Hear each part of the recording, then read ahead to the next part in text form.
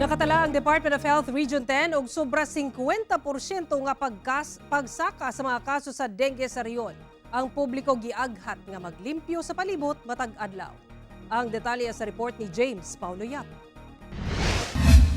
Sa pinakaulahing datos sa Department of Health Region 10, miabot na sa kapin 15,000 ka mga kaso sa dengue ang ilang natala sa tibuok rehiyon.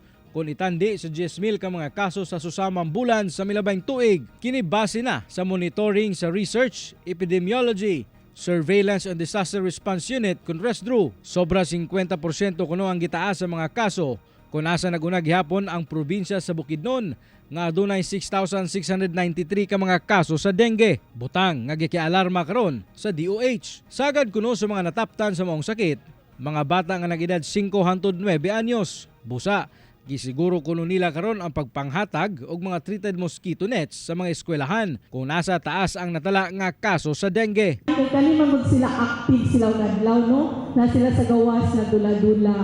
So ang mga older na to nga persons kasagara kay nasa office, nagtrabaho.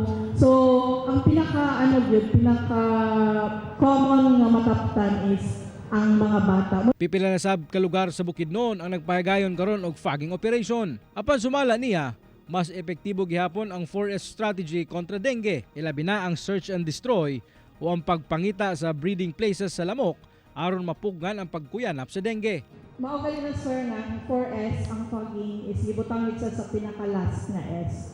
No, last resort na siya to prevent impending outbreak. Kung nakay silingan nga nagka-dengue nga imong anak nahilantan o ikaw mismo, madto na ka sa pinakaduol na health center para ma-properly manage, no, dili na maabot na severe pa. Sa karon, gimando na kuno sa DOH-10 ang pag-activate sa mga dengue fast lane sa tanang ospital sa rehiyon aron mas paspas ang pagatiman sa mga pasyente nga nataptan sa sakit nga dengue. Kauban si Makoy Sempron sa kamera. Ako si James Paulo Yap para sa One Mindanao.